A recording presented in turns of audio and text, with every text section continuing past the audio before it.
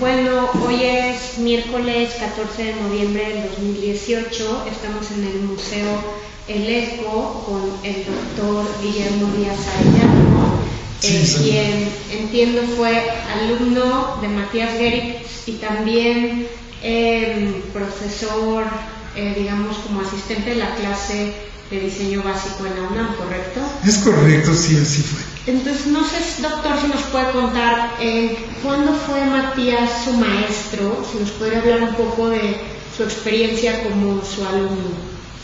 Sí, pues fíjate que fue una época que fue cuando la ciudad de Cuernavaca tuvo una explosión cultural muy fuerte. Estaba ahí Matías Geritz, dio clases ahí, y el obispo Sergio Méndez Arceo, pues también fue otra personalidad muy interesante en Cuernavaca. Gabriel Chávez de la Mora, el arquitecto, pues que fue alumno de Matías Geritz, que fue el primer alumno que se recibió en la universidad en Guadalajara, la universidad. Él también estaba integrado a Cuernavaca, también vivía en Cuernavaca, vivía en Le Mercier, que fue muy connotado. Fue cuando estuvo el convento de los benedictinos, que produjo pues arte muy agradable que dirigió Fray Gabriel. Y luego en el campo del cine pues estaba Merle Oberon, estaba su esposo también, que vivían allá en Cuernavaca. Tenían una casa. Bueno, esa gente yo creo que vive en todos los países del mundo, tiene casa, no sé en qué otro país habrán tenido, pero eran gentes frecuentes de Cuernavaca. Y también estuvo en ese tiempo David Alfaro Siqueiros, bueno, otra vez en las artes plásticas. Y en el cine pues estaba el Indio Fernández. Abel Quesada tenía también un taller ahí, y pues fue una época de un boom artístico y cultural en Cuernavaca, que luego se deshizo por diferentes cuestiones sociales, políticas, y en ese momento, en ese gran boom cultural, entonces se pensó que hubiera una escuela de arquitectura en la Universidad de Morelos, y entonces profesores de la Universidad Nacional fueron requeridos para dar clases allá y formaron una escuela de arquitectura que hoy en día yo la podría considerar como una escuela piloto, porque pues no duró muchos años. Yo recuerdo que hacíamos muchas conferencias. Recuerdo haber ido a invitar a Eric Fromm a su casa, porque había un profesor en la universidad, Oscar Coll, catalán, que le había diseñado y construido la casa a Eric Fromm, y estuvimos ahí en el jardín de su casa. También estaba Herbert Hohmann, y ya lo que mata muchas veces a la creatividad, que eso sí me desorienta mucho en México, las huelgas universitarias. Y ya teníamos planeada la presentación de Eric Fromm y no se llevó a cabo precisamente por una huelga, y después de esta huelga pues empezó a desbaratar la universidad en la forma en la que se había logrado ya llegar. Pues resulta que entonces el director de la Escuela de Arquitectura era el arquitecto Ernesto Ríos, que había sido pues un arquitecto muy distinguido, y por haber sido una gente tan distinguida, pues se le había seleccionado para ser el director, y tuvo un equipo con Jack Wiener, otro arquitecto de origen judío también muy interesante, el arquitecto José Priani, que había sido muy buen profesor en la Universidad Iberoamericana, el arquitecto Santos, y también otras gentes muy destacadas en el campo de la arquitectura, el arquitecto Rodolfo Barragán, y no Luis Barragán, Rodolfo Barragán, y entre todos ellos entró Matías Geritz a dar clases. A mí me contó Ernesto Ríos González una anécdota, no sé si sea cierta o no, no veo por qué no, pero una vez que le dije a Ernesto, le digo, ya para entonces yo me hablaba de tú con Ernesto, él era muy joven, tan joven que un día lo confundieron con un alumno y teníamos una casa en donde estábamos y había una alberca y pues lo empujaron a la alberca creyendo que también era un alumno Ernesto. Y ya después, para el respeto que le tenía, pues le hablaba yo de usted, pero en ese momento ya le hablaba de tú. Y le dije, Ernesto, quiero platicar contigo con respecto a la clase de Matías Geritz. Y entonces él me contó que estando en el kiosco, alrededor del kiosco, en la plaza de Cuernavaca, pues que vio a Matías Geritz vestido así, con guaraches.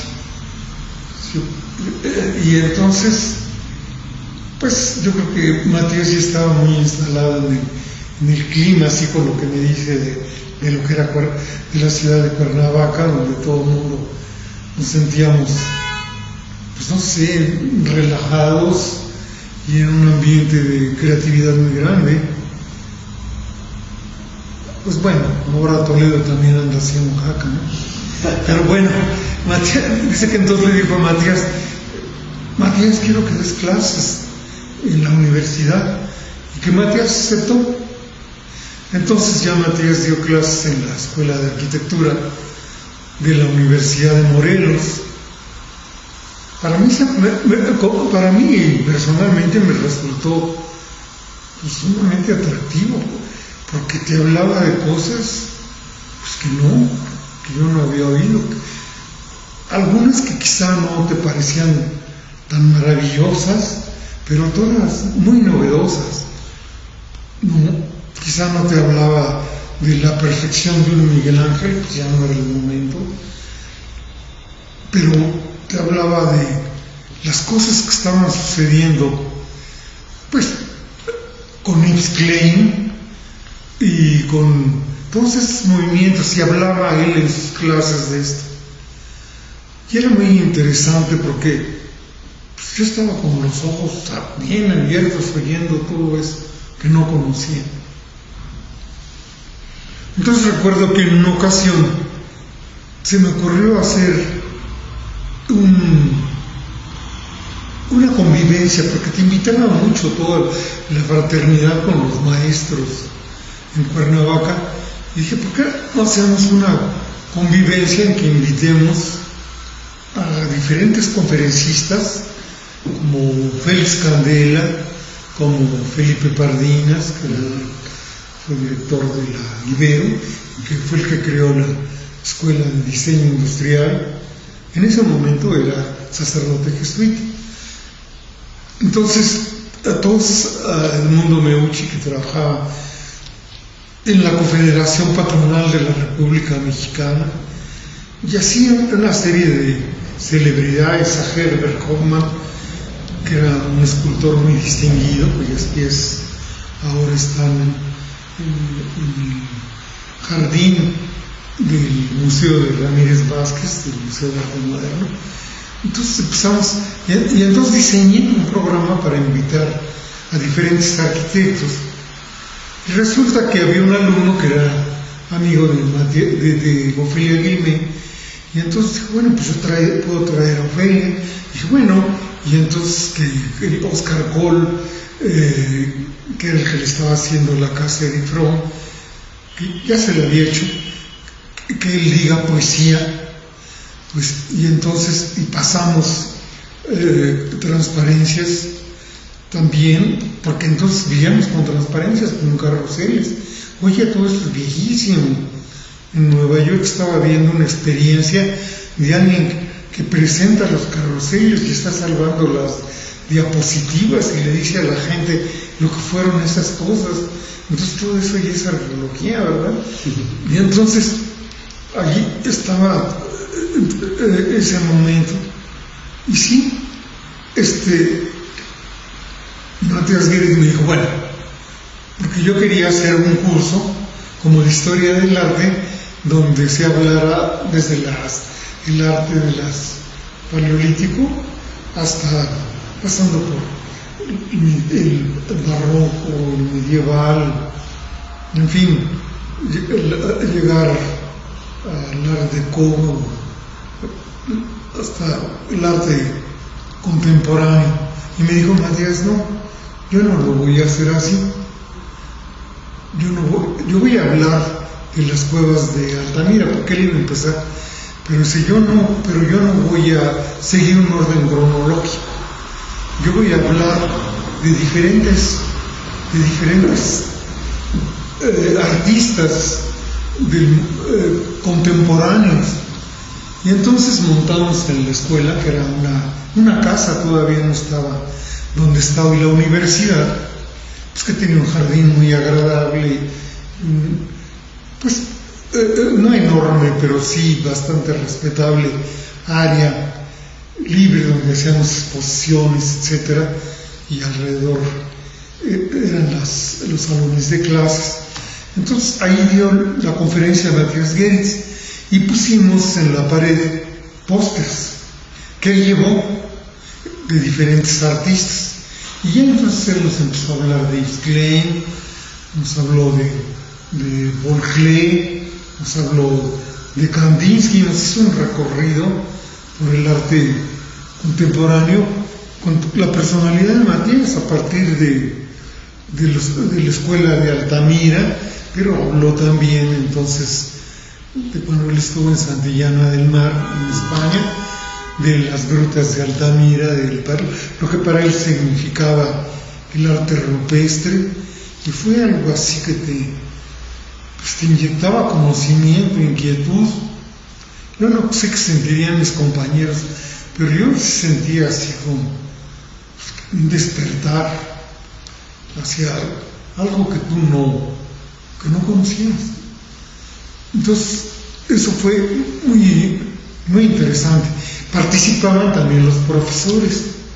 Ellos escuchaban y después, al final, había una sesión de preguntas. Entonces era muy interesante ver todo el salón, la escuela así con todos los pósters de Matías. Y al final a mí me regaló el de las cuevas de Altamira. Me dice, bueno, algunos coleccionistas lo quisieran tener. Y me lo regaló. Y le digo, pero fírmenmelo, maestro. Después, no, nunca me lo firmó. Alguien me dijo que vale más un póster cuando no está firmado que cuando está firmado. Pues yo no sé si por eso sería, pero el caso es que no me lo firmó, como otras cosas que sí me regaló, como las serigrafías de la serie del circo, y Cristo, unas serigrafías de las torres y cosas así, que sí me ponía para mi amigo Guillermo y así, que algunas están aquí puestas. Entonces, así fue la escuela, y resultó que cuando yo estuve primero antes en la Ibero, todo el mundo hablaba de las torres de satélite, cuando nos decían, ¿qué es composición? Porque la materia se llamaba composición, la materia donde proyectabas, donde hacías tus proyectos, se llamaba composición. ¿Y qué es composición? Pues todo el mundo hablaba, pues ve las torres de satélite, pues eran así en el momento, pues eran los 70. Me acuerdo que yo estaba en la escuela cuando mataron a Kennedy, estábamos ahí en la universidad, ahí recibimos la noticia. Pues en todos esos momentos las torres sí eran algo significativo. Ahora pues yo creo que tienen historia, pero pues se ha perdido porque el paisaje se modificó completamente. El paisaje de la ciudad en ese momento pues sí eran sumamente notables. Y entonces decían, pues quieren saber qué es composición, vean las torres, ahí se ve composición. Porque muchas veces a la hora de estar proyectando, pues, los alumnos decían, yo ahora esto lo voy a arreglar aquí y esto lo pongo aquí. Y entonces el mensaje era, no, hay que componer, tiene que haber composición en el proyecto. Y por ejemplo, en las clases de Matías, ¿cómo qué tipos de ejercicios ponía? O sea, como... Entonces, fíjate que cuando yo hablé con Ernesto Ríos, me dijo, Matías fue un baño de libertad. Y de veras, categóricamente, yo creo que eso puedes calificar la clase de Matías como un baño de libertad, pero apoyado con todo ese marco de conocimientos que él tenía. Pues entonces él era un hombre, pues que fíjate, había nacido con la Primera Guerra, vivido en la Segunda Guerra, o sea, él anduvo por diferentes partes de Europa mientras estos momentos se vivieron, y siempre tuvo intención de tener contacto con la gente. Después se ve en sus cartas, todo, que siempre quería mantener contacto con los artistas más importantes. Entonces las clases de Matías, él llegaba y te daba la clase, pero más bien cuando estaba dando la clase, él te dejaba algún ejercicio. Ahora vamos a hacer este ejercicio, etc. Pero él quería que no hubiera un previo de conocer nada antes de que tú hicieras un ejercicio. Ida Rodríguez, que era su esposa en ese momento, lo acompañó en alguna clase, y como ella llegó antes que Matías, llevaba un libro de... ¿cómo se llama? Mondrian, puede ser. Sí, de Mondrian, sí, de Piet Mondrian, muchas gracias. Llevaba un libro de Piet Mondrian, y fíjate que nos lo empezó a enseñar. Miren lo que hace Mondrian y esto, lo otro. Y entonces cuando llegó Matías, dice, ¿ya se los enseñaste? Sí. Pues ya echaste a perder el ejercicio. O sea que nunca porque ya no, pues es que nunca, sí, ya, es que ya, no, es que ya no, ya el ejercicio echó a perder. Y ya pues te vas como... Y les puso otro. Como serizón. Y sí, entonces él ponía, pues ya lo que él pensaba, no sé cómo lo pensaba hacer, pero sí ya puso, siempre jugaba con cosas. Fíjate que un ejercicio que tengo muy presente fue, por ejemplo, una vez, como un ejemplo, que dijo él, si ustedes ven un punto, un solo punto en una superficie, pues les llama mucho la atención. Entonces, él decía, piensen en la bandera de Japón, hay un punto rojo. Entonces ese punto es un punto focal. Y entonces él decía, y también puede haber muchos colores que son tantos que puede haber alguna unidad. No son las palabras literales de él, pero él nos decía, por ejemplo, la barda de Catedral de Cuernavaca. Entonces decía, bueno, ustedes la perciben así como un todo, pero consta de muy diferentes colores ahí que pueden estar entre la piedra, muchos, pero se percibe como un todo. Entonces no hay el punto de atención que te da, por ejemplo, la bandera. Y luego él nos decía, la clase, algunos de los trabajos que se están haciendo aquí se podrían exhibir en alguna galería, porque algunos resultaban pues, atractivos a la vista. Pues era jugar con volúmenes, jugar con texturas, alrededor de alguna determinada emoción. Entonces, pues algunas veces, ya cuando veías todos los trabajos expuestos en alguna mesa o las mesas la Ibero, por ejemplo, en los pasillos. En la Ibero, en lo que hoy es el San Angelín, en el patio donde está la fuente central, se exhibían todos los trabajos en las paredes. Y ahí se calificaban, los maestros llegaban y pues era MB, TNA, todo, primer premio, segundo premio, ese, satisfactorio. Y bueno, pues ahí también se exhibían los trabajos. Entonces, y en la Universidad Nacional. Entonces Matías Guirre me decía, tómele fotografías. Pero pues yo no las tomaba, tomé algunos slides que los dejé en alguna computadora, en un estudio que tengo, porque luego me han dicho entonces que qué fotografías tengo, pues no. Y la verdad que no le hice caso de tomar fotos. Si algún día van a ser importantes mostrarlas, pues no. Varias veces, como 3 veces me dijo. Tenía mucha conciencia Matías de la documentación entonces. Pues en ese sentido sí. Yo creo que ella sabía pues, que se iba a morir y que, bueno, pues que alguna vez eso sería interesante mostrar. Es que sí me decían, no, pues eso alguna vez va a ser interesante, pero pensaba, ¿por qué va a morir o algo así? Claro. No. Y no, yo tengo un estudio donde tengo ahí pues muchas diapositivas, ya ves con el tiempo cómo se han hecho como pegajosas y así se han envejecido. Y pues no sé, tendría 13, 14 diapositivas, todo lo que tengo. Y me acuerdo que sí salíamos y entonces salía Lili Nietos, salía Matías. Generalmente la clase, por eso le pedí a Lili que hiciera el prólogo, generalmente la clase la platicaban Matías y Lili, y ella, bueno, hacía la carta temática. Y ella dice, Matías me daba una clase y con eso hacía la carta temática. Y entonces ya llegaba con el ejercicio y ahora vamos a hacer esto.